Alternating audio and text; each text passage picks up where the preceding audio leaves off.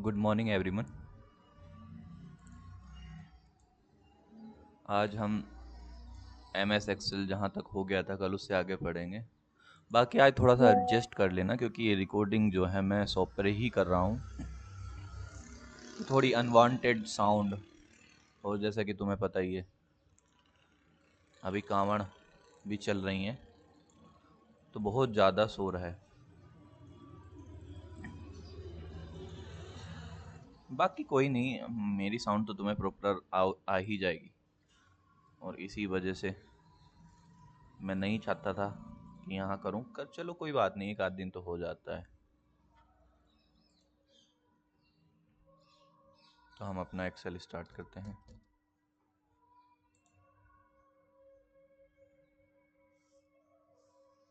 ठीक है, Excel start हो गया है। एक ब्लैंक शीट लेते हैं। ठीक, एक्सेल ये कॉलम है, ये रो है, ये मैंने तुम्हें बता ही दिया था।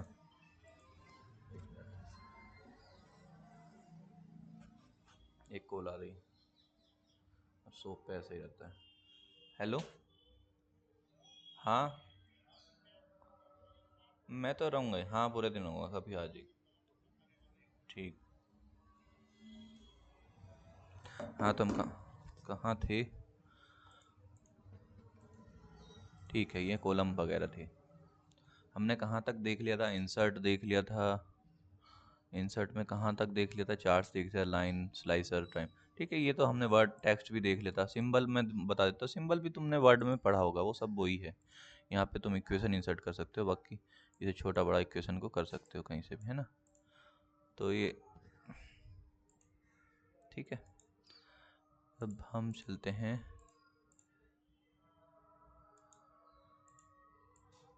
इसे हम एक बार हटा देते हैं। ठीक, अभी हम कहाँ चलते हैं? इंसर्ट के बाद इंसर्ट में देखता हूँ मैं कोई ऑप्शन बचा तो नहीं। ये कुछ ऑप्शन हैं जो कि इनके लिए डाटा चाहिए। डाटा मतलब प्रॉपर डाटा जो टेबल चार्ट वगैरह काम कर सकें। तो हम इतना डीप में पढ़ने के नहीं हैं, क्योंकि इतने डीप में पढ़ने की हमें ज़रूरत है भी नहीं वैसे तो।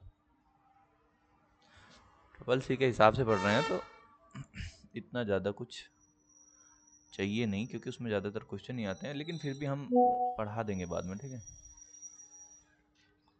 उसके बाद है ड्रॉ। ये ड्रॉ के और सारे ऑप्शन आ गए जो कि नोट वन नोट में भी होते हैं।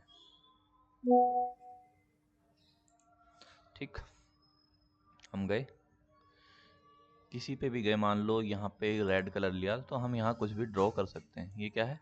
ड्रॉ। ठीक, अभी हम इसे हटा देते हैं।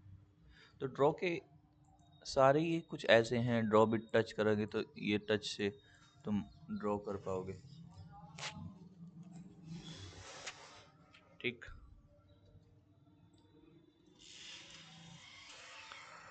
उसके बाद हम चलते हैं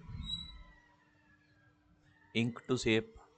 ये सारे वही ऑप्शन है जो तुम्हें वन नोट में भी मिले थे और यहाँ पे भी मिले थे। इंक टू शेप हमने, एक मिनट,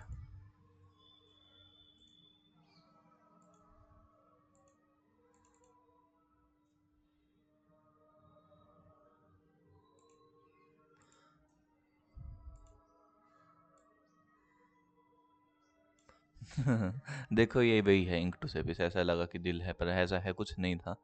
मैं राउंड बनाने की कोशिश कर रहा था पर इसको कुछ गलत समझ में आ गया। ठीक है, देखो ये अपना आप हो गया। इंक टू सेप अगर ऑन होता है तो अपना आप उसी सेप ले लेता है। ये तो मैंने तुम्हें पहले भी बता दिया था।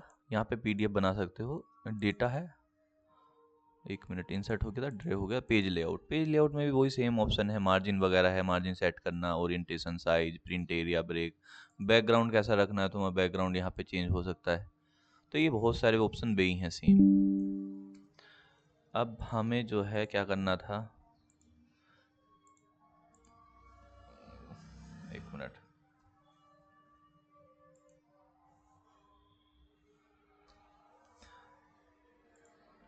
डिलीट करते हैं। बाकी अब मैं बताता हूँ क्या होता है। मान लो कैलकुलेशन डेटा होता है। अब मान लो ये 25 लिखा है और हमें नीचे 25 क्या है, चलो यहाँ पे 1 लिखते हैं। क्या लिखा है? 1। तो 1 को हम नीचे तक बढ़ाएंगे तो हम चाहते हैं यहाँ पे 2 आए, 3 आए, 4 आए, 5 आए, 6, 7 ऐसे ही चलता रहे। तो हम क्या करना है, यहाँ पे खींचना है पकड़ के नीचे को, और जहाँ तक भी तुम चाहो वहाँ तक रखना है। लेकिन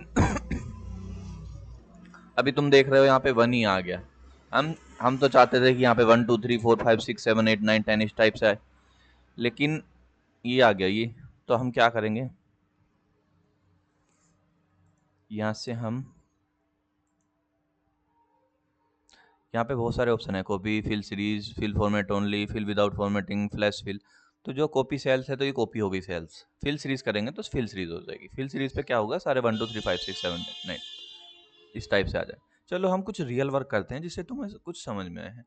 तो हम यहाँ पे क्या बनाएं कि जो रिजल्ट तो बना दिया था,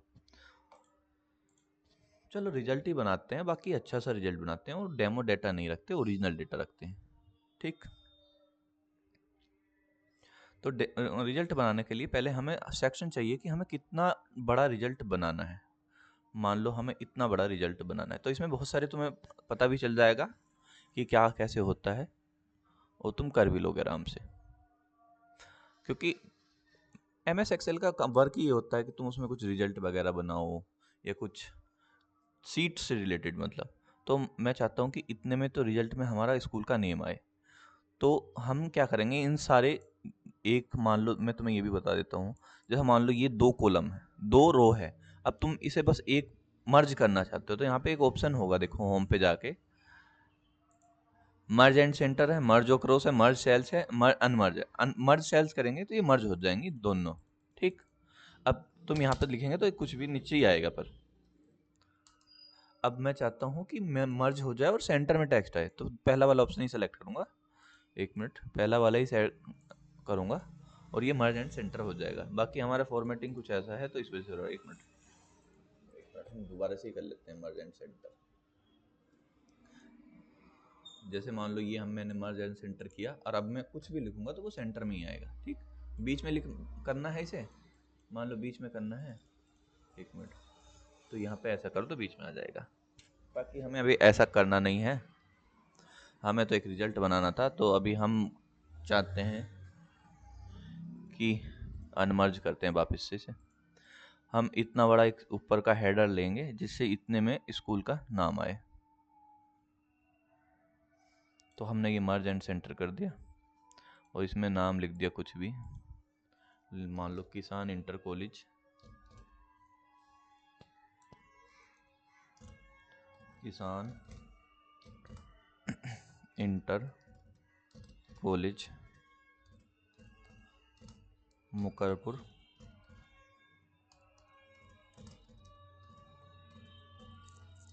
गुज्जर।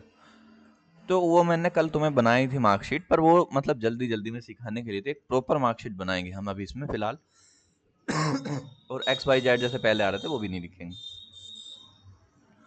तो अब थोड़ा थोड़ा लगा कि हाँ भाई ये मार्कशीट का ऊपर का बैकग्राउंड है। अब हमें क्या चाहिए, अब हमें क्या चाहिए, अब हमें बच्चे का नाम चाहिए यहाँ पे। तो मैं चाहता हूँ कि इतने में जो बच्चे का नाम आ जाए, है ना।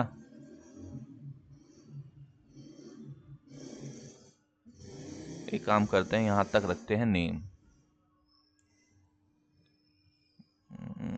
कैसे करें, ठीक है, इतने में करके मर्ज एंड सेंटर करेंगे, और यहाँ पे आ जाएगा नेम, NAME, नेम। ठीक। और यहाँ पे नेम, और जितने में भी तुम्हें नेम रखना है, मान लो ये यहाँ तक, फिर इसे मर्ज एंड सेंटर कर दिया, और इसमें तुम रख दो नेम कुछ भी, RAHUL, राहुल। ठीक। राहुल रखने के बाद हमने इसे भी ऊपर पहुंचा दिया, नेम हो गया। इसका लिखेंगे हम यहाँ पे, 2 कॉलम ही लेंगे, और लिखेंगे रोल नंबर। ये हो गया रोल नंबर, इसे भी पहुंचा देंगे यहीं। और जो भी इसका रोल नंबर है उसे मर्ज एंड सेंटर करके यहाँ पे लिख देंगे, जो भी नंबर है। रोल नंबर मान लो हमने लिख दिया 0903623। ठीक। ये वैसे मेरे 10th का स्कूल का हाई स्कूल का रोल नंबर है, पर कोई नहीं। अब रोल नंबर हो गया। अब फादर नेम, एक मिनट, मर्ज एंड सेंटर करेंगे। जितने सेल हम ऊपर मर्ज करेंगे उतने ही सब जगह करेंगे, तो उससे सेम रहेगा। एक मिनट, FATHER, फादर नेम। अभी तुम्हें ऐसा लग रहा है बहुत बोरिंग सा, वो बाद में हम ठीक कर लेंगे इसे। फादर नेम में इसे भी मर्ज एंड सेंटर करेंगे, और फादर नेम जो भी है लिख देंगे, मतलब क्या रखें, कुछ भी लिख दो, दिनेश, DINESH, दिनेश, ठीक। इसे भी हम ऊपर कर देंगे इस वाले ऑप्शन से। देखो ध्यान से देखता रहना मैं क्या क्या कर रहा हूँ, तो बाद में तुम्हें दिक्कत ना पड़े। तो अब हम चाहते हैं सब्जेक्ट, या यहाँ तक हो गया हमारा। अब हम थोड़ा सा स्पेस देंगे, तो स्पेस देने के लिए भी बीच में देने के लिए क्या करोगे, मर्ज एंड सेंटर कर दोगे, तो थोड़ा सा स्पेस आ जाएगा। देखो ये स्पेस आ गया है नहीं। बाकी तुम चाहते हो कि नो बॉर्डर आए, तो नो बॉर्डर तो नहीं है, खैर चलो।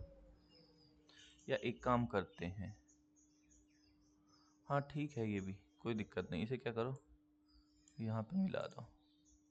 हम इसे मर्ज ही नहीं करते हैं, एक काम करते हैं, मर्ज नहीं करते हैं, हम सीधा डायरेक्ट यहाँ पे ही काम करेंगे। तो यहाँ पे हम लिखते हैं क्या लिखते हैं, नंबर लाने हैं ना। अब जब क्या होता है फादर नेम के बाद,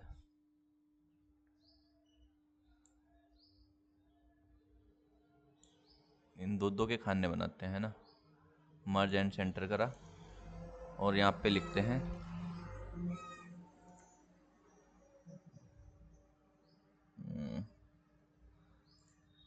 एग्जाम, ठीक।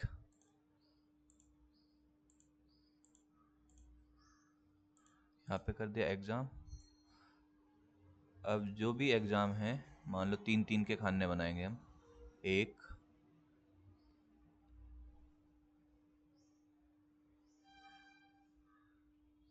नहीं 4-4 के बनाते हैं।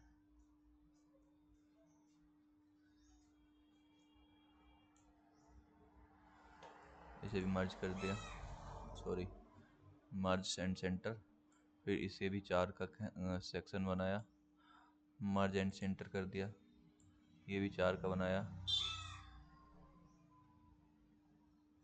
मर्ज एंड सेंटर कर दिया, ठीक। अभी एक बच गया, उसे बाद में देखेंगे, फिलहाल हम ये करते हैं। तो यहाँ पे एग्जाम नहीं, यहाँ पे हम सब्जेक्ट लिखते हैं, SUBJECT, सब्जेक्ट, ठीक। उसके बाद यहाँ पे हम दो दो के मर्ज एंड सेंटर करेंगे, मर्ज एंड सेंटर, फिर मर्ज and centre, merge and centre, 1 2 3, merge and centre, फिर मर्ज एंड सेंटर। हमें 5 सब्जेक्ट रखने हैं, तो हम 5 सब्जेक्ट रखेंगे, 1 2 3 4 5, ठीक, 5 हो गए। अब हम चाहते हैं कि हम जो है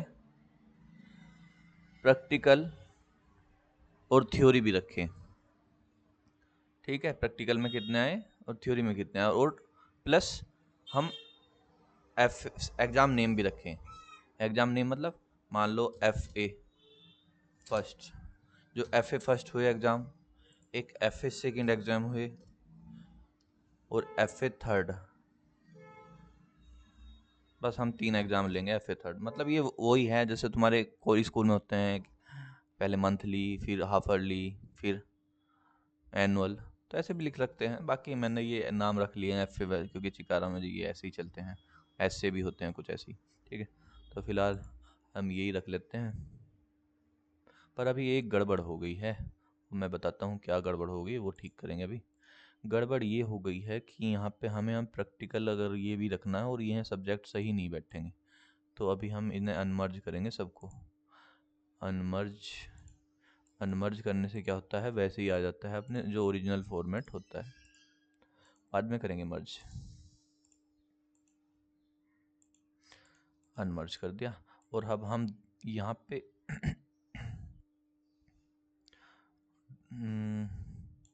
इसे यहाँ तक लेंगे, ठीक, और इसे करेंगे मर्ज एंड सेंटर। सब्जेक्ट हो गया, और यहाँ पे दो को लेंगे और इन्हें करेंगे मर्ज एंड सेंटर, और यहाँ पे भी मर्ज एंड सेंटर, यहाँ पे भी मर्ज एंड सेंटर, यहाँ पे भी सेम, यहाँ पे भी सेम, और यहाँ पे भी सेम, ठीक है। यहाँ पे हम लिखेंगे थ्योरी, थ्योरी में जो मार्क्स आए हैं, और यहाँ पे जो लिखेंगे प्रैक्टिकल, यहाँ पे प्रैक्टिकल के मार्क्स लिखेंगे, ठीक। अब हमें बार बार लिखना पड़ेगा, तो हम क्या करेंगे, कॉपी और पेस्ट कर सकते हैं।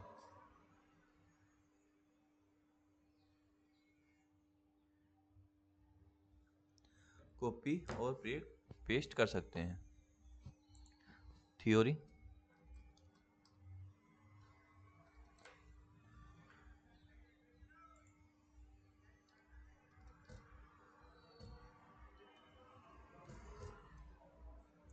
प्रैक्टिकल,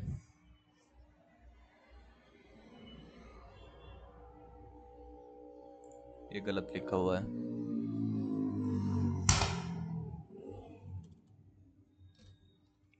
थ्योरी एंड प्रैक्टिकल, यहाँ पे भी, यहाँ पे भी थ्योरी,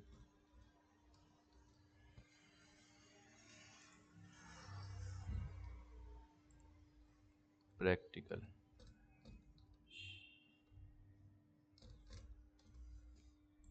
यहाँ पे भी ऐसे कर दिया।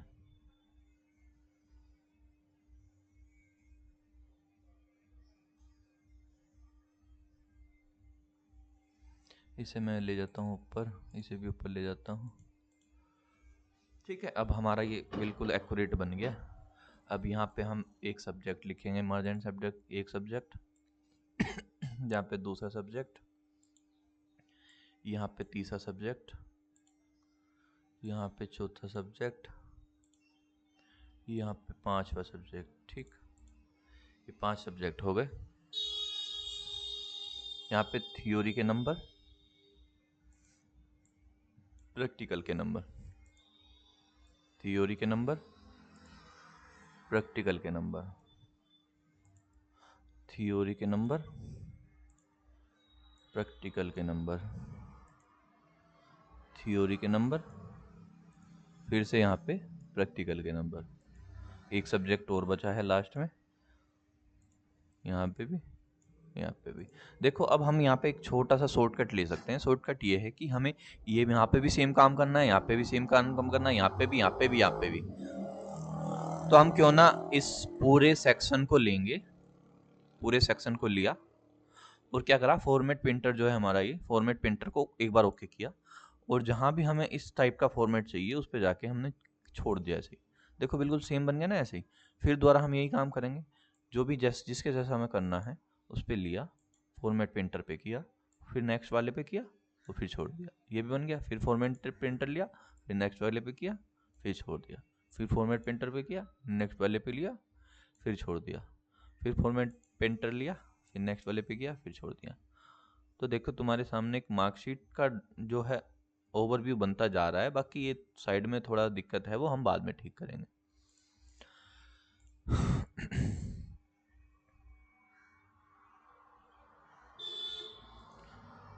ठीक है, 19 मिनट हो गए हैं। बाकी अभी हम इसे यहीं छोड़ते हैं क्योंकि अब हमारा क्वेश्चन का टाइम हो गया है। तो इसे हम CCC मार्कशीट के नाम से सेव करते हैं, और इसे हम पूरा, मतलब इसमें तुम एक तरीके से एक्सेल की सारी चीज़ें सीख लोगे। और फॉर्मूले वगैरह में जो होते हैं वो सारे इसमें मैं तुम्हें सिखा दूंगा, ठीक है। बाकी अभी हमें क्वेश्चन प्रैक्टिस करना चाहिए, क्योंकि अगर इसमें हम लगे रहे तो इसमें बहुत सारा काम है अभी। बाकी तुम सीख लो दोबारा से, एक बार मैं बता रहा हूँ। ये हमने पहले एक मर्ज एंड सेंटर किया था, ये एक मर्ज सेंटर, ये मर्ज सेंटर ये वाला, फिर इसमें नाम लिखे थे, फिर ये मर्ज सेंटर किया, ये मर्ज सेंटर किया, ये मर्ज सेंटर किया। तुम आ जाना शॉप पे तो मैं बता दूंगा, कल आ ही जाना, देखते हैं चलो, मैं बता देख लूंगा जैसे भी करना है कल, ठीक है। उसके बाद ये है थ्योरी प्रैक्टिकल, ये मर्ज एंड सेंटर किया, ये भी सारे मर्ज एंड सेंटर किए। अब इसमें नंबर चढ़ाना है वो बाद में चढ़ा लेंगे हम, फिलहाल हम क्वेश्चन प्रैक्टिस कर लेते हैं थोड़ी सी। और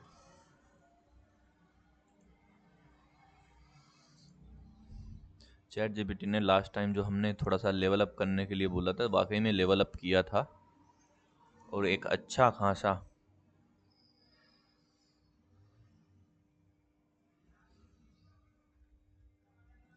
टेस्ट दिया था।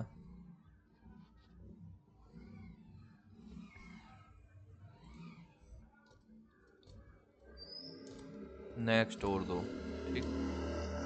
अब ये क्वेश्चन देगा दोबारा से, बहुत बढ़िया, वेरी टफ। अच्छा देखो क्या है, very tough real exam pattern. किसी सिस्टम में 4 GB रैम लेकिन ओएस केवल 3 GB उपयोग कर पा रहा है, इसका संभावित कारण क्या है बताओ। वायरस है, 32 बिट है, हार्ड डिस्क खराब है, या बायोस अपडेट नहीं है।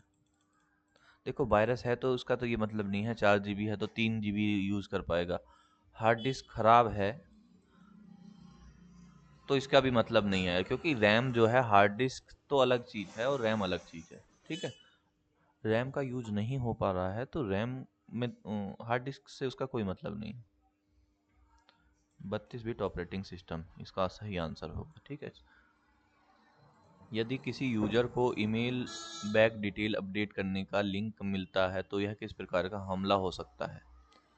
ईमेल को बैंक डिटेल तो फिशिंग है, फिशिंग फिशिंग फिशिंग में ही बैंक डिटेल भरवाता है। प्रश्न नंबर 2 देख लेता हूँ एक बार फिर कॉपी, प्रश्न नंबर 2 का बी, हाँ ठीक है, फिशिंग है, बैंक डिटेल भरवा लेता है और तुम्हारे पैसे कट जाएंगे। तो इस ए का भी बी है और इसका भी बी है, फिशिंग। फिशिंग एक साइबर अटैक है जिसके द्वारा तुम्हारी बैंक डिटेल्स ले लेता है जो तुम्हें फ्रॉड करना चाहता है, और तुम्हारी जो है सारे पैसे निकाल लेगा बैंक से। नेटवर्क में स्टार टोपोलॉजी का क्या अर्थ है। कम केबल कम लागत, एक डिवाइस खराब होने पर पूरा नेटवर्क बंद नहीं होता। स्टार टोपोलॉजी यही है, एक डिवाइस अगर खराब हो गया तो पूरा नेटवर्क खराब नहीं होने होगा। जैसे तुम्हारे यहाँ पे इसका एक एग्जाम्पल भी है, जो तुम्हारे घर में दीपावली की जो लड़ियाँ आती हैं, तुमने देखा होगा कुछ जो सस्ती लड़ियाँ होती हैं उनमें क्या है, तुम्हारा एक बल्ब खराब हो गया तो कोई भी बल्ब अब जलने वाला नहीं है, ठीक।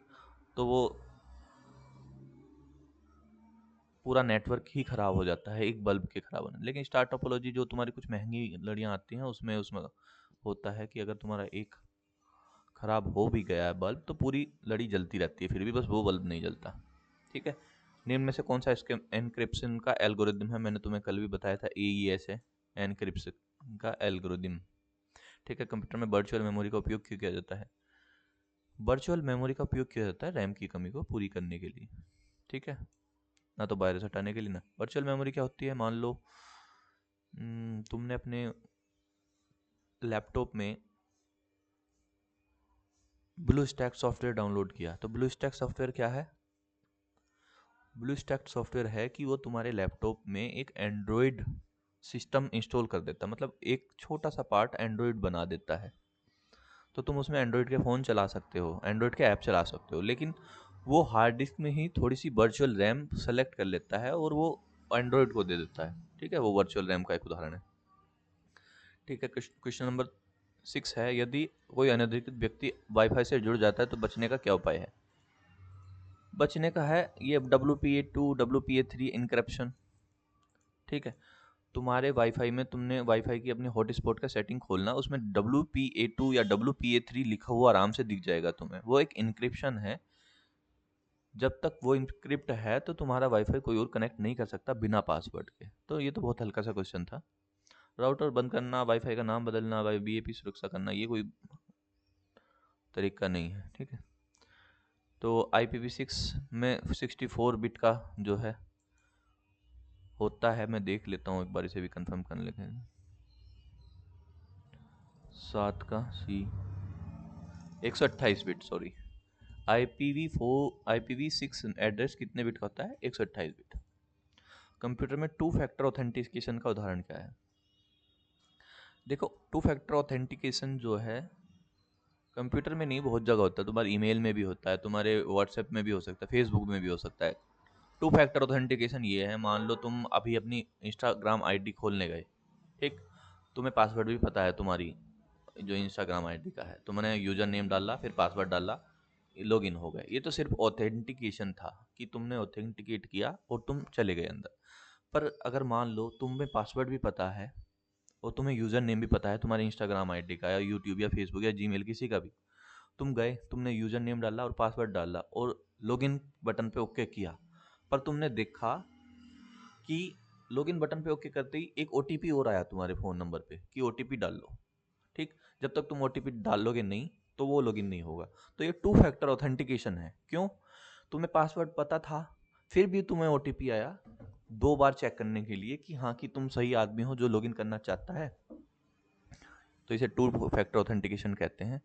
बाकी इसका बहुत सारा यूज़ है कि जो इलीगल जो एक्सेस ना मिले किसी को। और आजकल तो बहुत एडवांस लेवल के टू फैक्टर ऑथेंटिकेशन यूज कर रहे हैं, जैसे माइक्रोसॉफ्ट है, उनका खुद का अलग ऑथेंटिकेटर ऐप है, ठीक है, उस पर मैसेज वगैरह जाता है। क्वेश्चन नंबर 9 है, निम्न में से कौन सा मालवेयर स्वयं की कॉपी बनाकर फैलता है? तो टार्जन लग रहा है, पर मुझे कंफर्म नहीं पता है, एक बार देख लूँगा। 9th का भी टार्जन नहीं है। 9th का भी देखो, 9th का भी, हाँ, टार्जन नहीं है, वोम है, वोम। ठीक, ठीक है। फिर है, किस प्रोटोकॉल को उपयोग करके वेब पेज ट्रांसफ़र करने के लिए कहता है? HTTP। जो वेब पेज है यानी वेबसाइट कैसे खोलते हैं, देखो मैं अभी तुम्हें दिखा भी देता हूँ कहीं। हाँ, यहाँ पे देखो। अब मान लो मैं यहाँ पे कॉपी करता हूँ, कॉपी की और इसे नेक्स्ट पेज पे डाल के यहाँ पे पेस्ट करा, तो देखो क्या आया, यहाँ पे लिख के आ गया ना HTTPS। यहाँ पे तो नहीं था जो मैंने कॉपी किया था, लेकिन यहाँ पे आया ना HTTPS, क्योंकि वो डिफ़ॉल्ट रूप से होता है उसके पास। तो क्या है इसका? HTTP, वेब पेज का ट्रांसफ़र प्रोटोकॉल है। इसका फुल फॉर्म भी है हाइपर टेक्स्ट ट्रांसफ़र प्रोटोकॉल। ठीक है। प्रश्न नंबर 11, यदि सिस्टम बहुत स्लो चल रहा है तो CPU यूसेज 100% दिखा रहा है, तो संभावित कारण क्या है? बैकग्राउंड प्रोसेस है, और कुछ नहीं है। बैकग्राउंड में बहुत ज़्यादा काम हो रहा है जो तुम देख नहीं पा रहे हो, पर हो रहा है, ठीक है। उसके बाद क्लाउड कंप्यूटिंग में SaaS का अर्थ क्या? SaaS क्या होता है? मान लो मैंने कोई ऐसा सॉफ्टवेयर बनाया कि उसे कोई भी स्कूल यूज़ कर सकता है। मान लो मैंने A स्कूल को दिया, B स्कूल को दिया, C को दिया, मतलब मेरा सिस्टम तो एक ही है, पर उसका यूज़ कई सारे स्कूल कर सकते हैं। तो सिस्टम एज ए सर्विस है। क्या है? सिस्टम एज ए नहीं, सॉफ्टवेयर एज ए सर्विस। मैंने एक सॉफ्टवेयर बनाया और वो सारे स्कूल यूज़ कर पा रहे हैं, तो वो सॉफ्टवेयर एज ए सर्विस काम करेगा। उसके बाद है डिजिटल सर्टिफिकेट का उपयोग। तो ये है वेबसाइट की पहचान सत्यापित करने के लिए डिजिटल सर्टिफिकेट। उसके बाद है, किस प्रकार का बैकअप केवल बदले हुए डेटा को सेव करता है? बदले हुए डेटा को डिफरेंशियल बैकअप, ठीक। उसके बाद है, यदि कोई वेबसाइट HTTPS से शुरू होती है तो वेबसाइट इनक्रिप्टेड है। बी जो ऑप्शन इसका सही है। वेबसाइट क्या है? इनक्रिप्टेड है, उससे कोई सिक्योर। ठीक है, आज के लिए बस इतना ही। बाकी हम कल मैक्स जो है अपना रिजल्ट पूरा करेंगे। बाकी अभी तो वैसे ही काम हुआ है, जो फॉर्मूले वगैरह आएंगे वो तो अभी बचे हैं, ठीक। आप क्वेश्चन साथ के साथ तैयार करते रहना, ठीक है। धन्यवाद। देखता हूँ मैं कितनी मिनट की क्लास हुई है ये। लगभग 30 मिनट की। 30 मिनट की क्लास बहुत है, क्योंकि जो है कंप्यूटर में बोर होने लगते हैं अगर कंप्यूटर पास नहीं है तो। और रही बात तुम्हारे कोर्स की, हिस्ट्री ज्योग्राफी, अगर तुम वो पढ़ना चाहते हो तो वो भी मैं पढ़ा सकता हूँ तुम्हें फ्री में ही, कोई पैसा नहीं होगा, ठीक है। हिस्ट्री में मैं तुम्हें बताऊँ तो थोड़ा सा लेके चलता हूँ। History N. देखो हिस्ट्री जो है, चलो मैं तुम्हें बता ही देता हूँ थोड़ा सा। हिस्ट्री 3 पार्ट्स में डिवाइडेड है,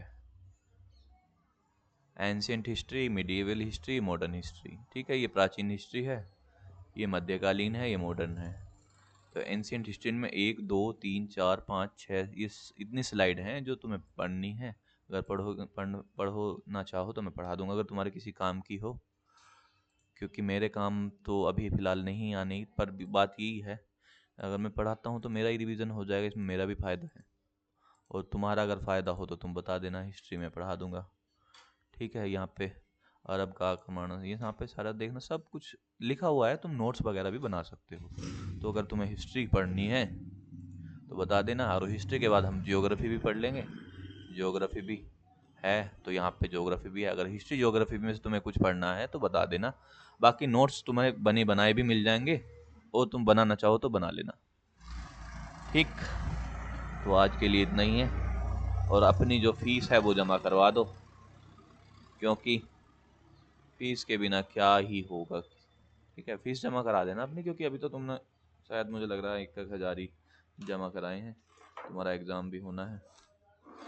ठीक है, चलो, बाकी हिस्ट्री तुम पढ़ना चाहो या और कोई सब्जेक्ट पढ़ना चाहो तो मैं एक्स्ट्रा क्लास फ्री में, कोई पैसे नहीं लूँगा मैं उसके, तुम बता देना पढ़ना चाहो तो। ठीक है, धन्यवाद।